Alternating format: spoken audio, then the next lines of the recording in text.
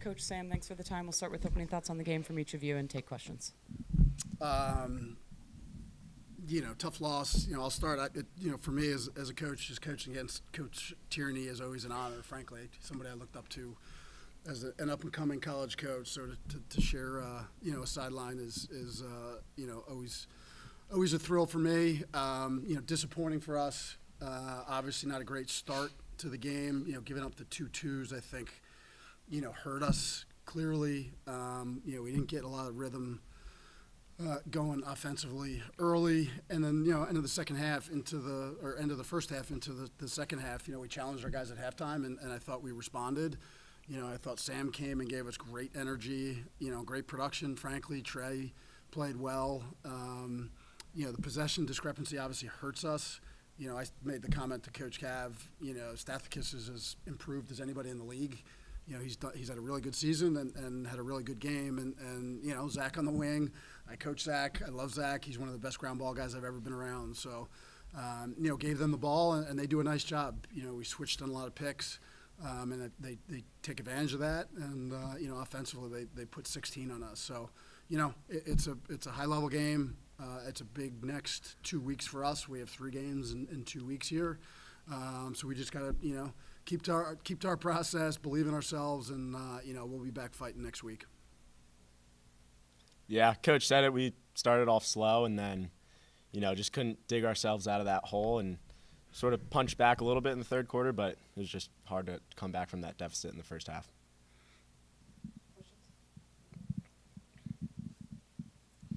Coach Sam, defenses have stopped sliding from you guys as much as they used to, and it's kind of forced you guys to be Dodgers and create on your own. Kind of how has that changed things for the offense, and kind of what's the plan moving forward the next couple of weeks to combat that? Yeah, it puts pressure on us offensively, and we've got to beat people. And Sam demonstrated that he, from below goal line, was effective. Right, that's a good defenseman, and he took him to the cage and created for us. I thought Trey gave us some life. But yeah, we've got to find ways to win matchups. The pick game sometimes can help you. We got to get Fieldsy back on track here a little bit, and Tom on track a little bit. But it's a vet group. We feel like we're getting there little by little with Trey back, and putting Sam down below goal line a little bit. Gave us some life. Mac. Getting injured and in and out, that it messes with our rhythm. So, at the end of the day, we just want our group to get into a little bit of a flow, and then when somebody goes down, now you only have 4 guys on the, you're running 7 dudes. Back to the drawing board, but, your point's well taken for sure.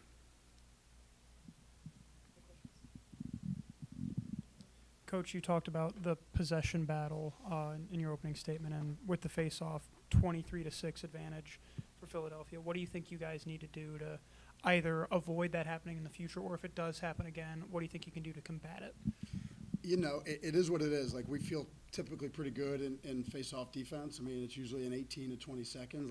I like our defense there. So, I think the face-off thing's a little overrated to some degree. I think Jake's going to figure it out. He's had a successful college career as one of the best guys ever. He plays in the NLL, had a good year there. So, we believe in his fight.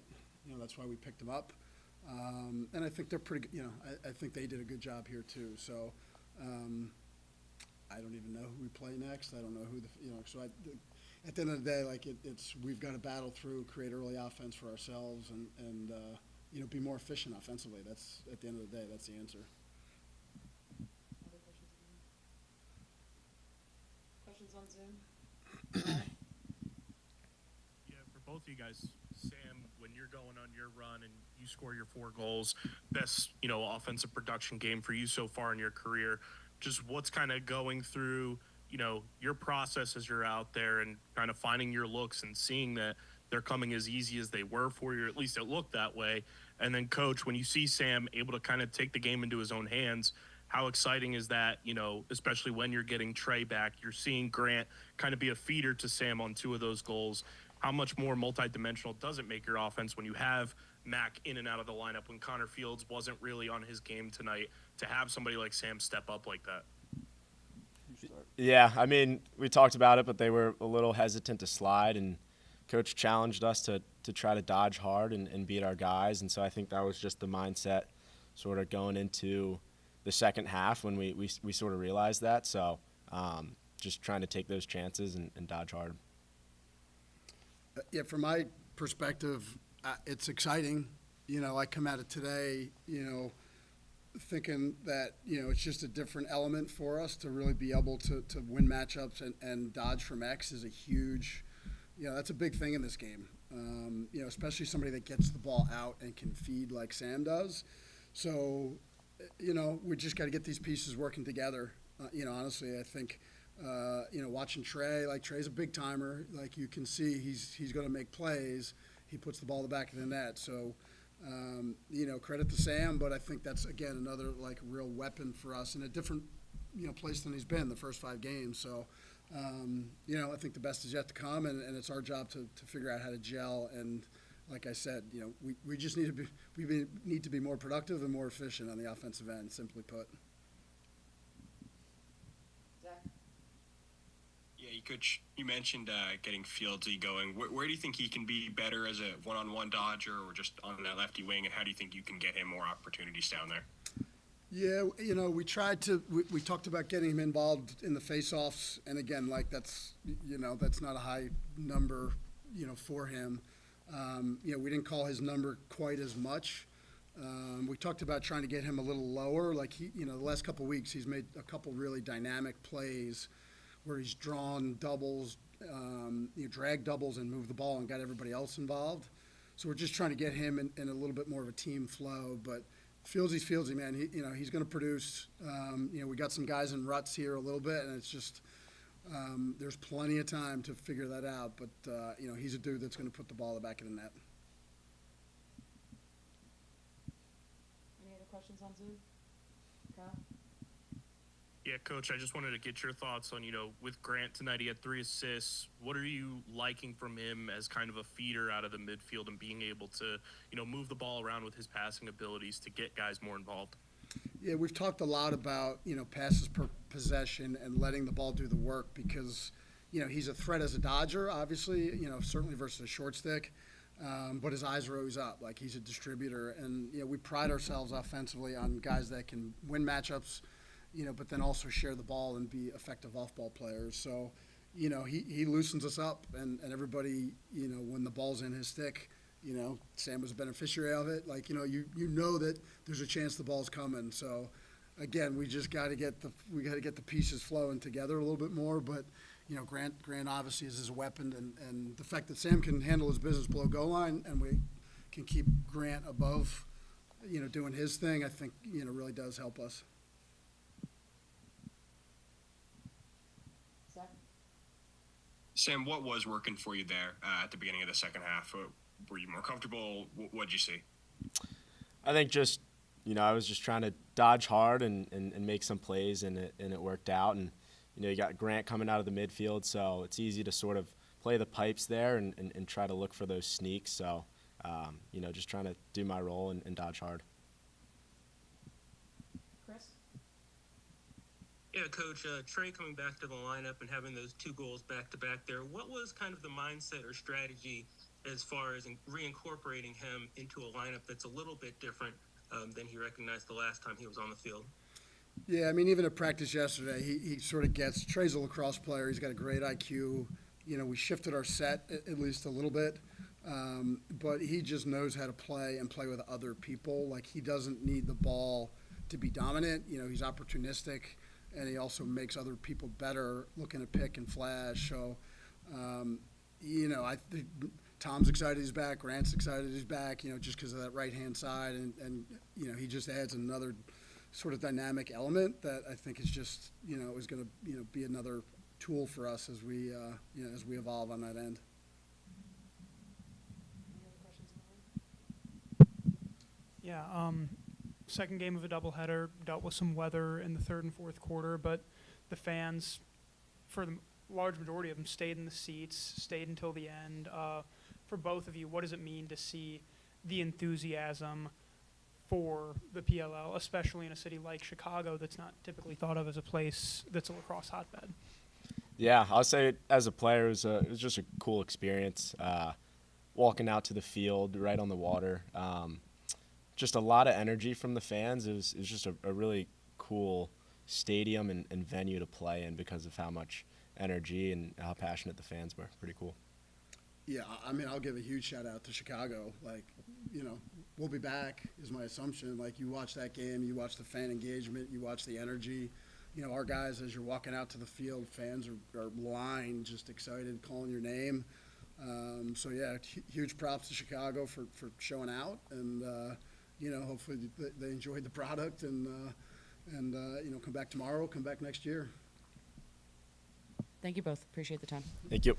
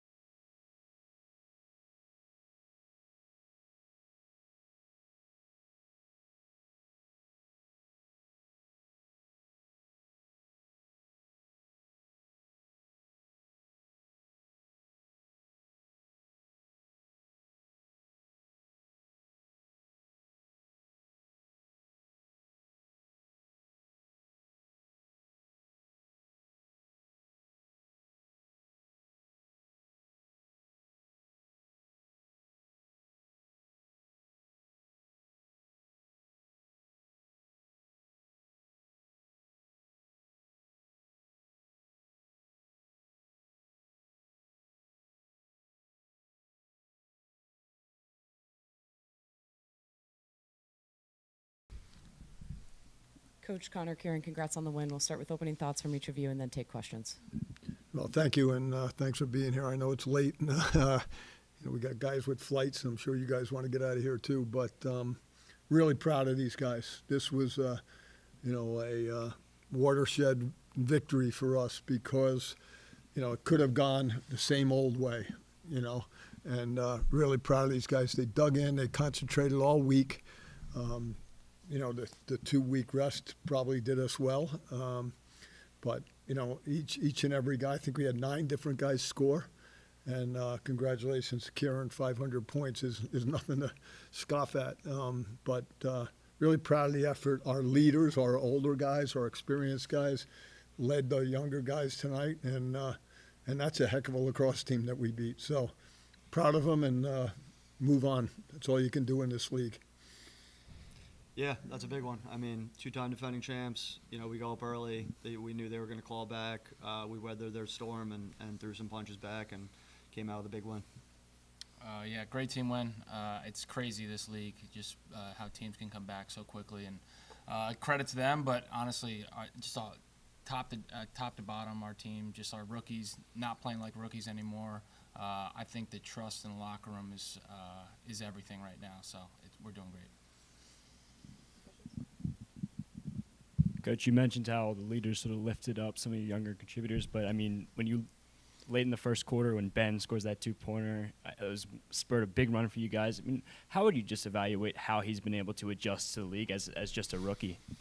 Yeah, Ben has really adjusted, and we've got some people who haven't suited up for us a couple of games because of these. CK mentioned that these young guys, especially at the defensive end, they're a bear, and they're playing really well, and now we're starting to mesh.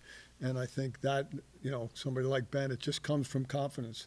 And the confidence doesn't come just from inside. It comes from these guys telling them, take those shots. Same with Stath, and I guarantee in the next some point you're going to see Hess start scoring goals. So, proud of Ben. CK gets a big 2, Ben gets a big 2, and those are killers. So. Proud of Ben. He's learning a lot about the game. He's got to cover some big name characters out there, and he and Marcus did a heck of a job tonight. For Kieran, Coach mentioned the 500-point milestone. Obviously, massive achievement. I know game just ended only about an hour ago, but right now, what does that milestone mean to you? And as it gets further away, what is it going to mean to you that you've been able to achieve that after so many years of work? Yeah, I mean, you don't play this game for the accolades, but when you reach a milestone like that and you look at the other names on the list, it's pretty surreal. I've been playing for a long time, and I had some great teammates, great coaches. My wife has been there from point 1 to point 500, so without her support, none of this is possible. So just the people that I surround myself with have let me get to this point. You can see how much he's learned. Anybody who thanks their wife is a smart man. For the 3 of you, this is a handful of times now that the PLL has been in the Midwest. What's it like going to these cities that aren't quite, lacrosse hotbeds, and it's growing and bustling in these areas? And then speak a little more specifically about the energy tonight. I thought it was amazing. The last 2 days, I can't say enough about Chicago, how beautiful it was. The weather was amazing. These facilities at Northwestern, truly like the best I've seen. So I loved it out here. The fans were super nice and just rowdy, and they stuck it out the rain. So gotta love Chicago, and glad to be back. Yeah, no, I mean, walking out to the field, I was like, oh my God. The stands were packed, and then we were walking through a tunnel of like 100 yards, and fans are going crazy. Pretty cool, obviously in a non-traditional area to have that. It's just speaks about the growth of the game, and hopefully we'll be back. Yeah, it was amazing until I tripped up the curb. And then CK too. I did the same. That was a rough curb. Any other questions here? Questions on Zoom? Mike? Yeah, Coach, another great day at the face-off stripe. Alex just continues to seem to be better, but not only that, he's helping Michael Sowers on the 2-man game. You talk about how he's so versatile this season. Yeah, we talked about Stath the last few weeks, and hate to beat a dead horse here, but he's been special, and he's really probably changed more psychologically than he has physically, because he's always been a serious weight room guy, cares so much about his teammates and about the face-off craft, but he has become really smart out there, and he's helping us offensively. He had a goal, and he had a couple of picks that freed guys up, and you get that out of it, because we still fight that the rule of the quick shot clock. When you do win, it gives you another challenge than if you're losing 70%. But really proud of Stath and what he did tonight and what he continues to do. Kyle? Yeah, Kieran, congratulations on 500 and 501, my man. Connor and Coach, as Kieran reaches this milestone, he's the only player to be an all-time leading point scorer for two different organizations, the Florida Launch and now the Waterdogs, obviously. Connor, you've been teammates with Kieran on this Waterdogs team from the beginning. What kind of a teammate and leader is Kieran for this team, and what have you learned from him and Coach in your 1.5 seasons now as the head coach of this team? What have you learned from Kieran over the course of your career coaching this team now? He's just the ultimate professional on and off the field. I've been roommates with him for the past 4 years now, indoor and outdoor, and I've seen him just prepare, stretch more than anybody I've ever seen. That's probably why he's still playing today. But a great leader, and I'd get behind him any day of the week. And we talk during the weeks, but he's just a guy who's always positive and always working, a family guy, and he's a great leader for us. Yeah, I think the key to leaders like Kieran is that they're the same. They're the same when things aren't going well. A year ago, he didn't act any different than he is right now. I know he was hurting inside last year, and it bothered him a lot. And but he also doesn't, pat himself on the back when he gets to these kind of milestones. So when you've got somebody who can be that consistent, I mean, just as an example, tonight we knew the Archers were gonna make a run, right? But Kieran gets a big one there, and he and Michael just calmed everybody down, and that's what you need. If there's too much emotion on a team, you can get rocky and it can go up and down. But over the years, I've been blessed with a lot of great leaders, and Kieran's right up there with the best. Mike? Yeah, two-pointers start falling your guys' way tonight. I think after going 0-25 to start the season, how good did it feel to get those going? Yeah, it was great. It was kind of, and we had another one that, I challenged and I didn't challenge, and then they got a goal that came back, and it just got so crazy in there. But those 2-pointers, we've given up the most in the league, and they are crippling when a guy hits a 2-pointer, whether it extends the lead like it did for us tonight, or allows a team to catch up. And fortunately, we got the ones tonight and they didn't, and it can mean the difference in the ball game. Kyle? Yeah, for Kieran, tonight, Connor had his first multi-point game of the season. When he's going in the midfield for you guys, and the way that Jack is playing this season, the way Thomas McConvey has really come on for you guys this season, when you add what Connor brings to the table with his game and versatility with the 2-point shot, how lethal is the midfield for you guys, and how much pressure does it kind of take off of your shoulders with the attack group, knowing that the guys behind you in that midfield can really step up and turn the game on its head in a snap of a finger? Yeah, it's huge. I mean, when our middies get going, that's when we're at our best. You saw it here tonight. Like Coach said, 9 different scorers. When they get going, it's hard to stop. And we're hitting our stride at the right time here, and got to continue working, continue getting better. But our middies doing that, it's going to be a tough offense to stop the rest of the season. Yeah, for both of the players, you guys talked a lot about the fan enthusiasm, sticking it out through the rain, and there's so many young kids in that audience. wearing PLL jerseys. What does it mean to you guys to be able to see the next generation, like we talked about, in a city like Chicago, a non-traditional hotbed, coming out and supporting lacrosse and sticking it out even through the elements and through the late game? Yeah, that's everything. I mean, I could remember back to when I was going to MLL games when I was just a little kid, and indoor games and things like that, and the excitement around it, and just seeing how much it's grown. And the young kids really get after it and have some fun out there. So soon enough they're going to be the next generation that's wearing the Waterdogs jersey and things like that. So it's pretty cool to see. Yeah, without a doubt. I think just going to non-hotbed areas and coaching. I do a lot of coaching, and I've been able to make a living out of coaching lacrosse and playing. It's cool to see the kids grow up and be like, I want to be a professional lacrosse player. I think when I grew up, that was never a thing. I just wanted to play other sports and play as much. But today, you see that guys want to play in the PLL and play professionally. So it's amazing to see what this league has done. But the growth of lacrosse is definitely growing and growing. Connor, you talked about the fans tonight, but it's a bit of a homecoming for you next weekend. Can you talk about what you're looking forward to in those games and the matchup ahead?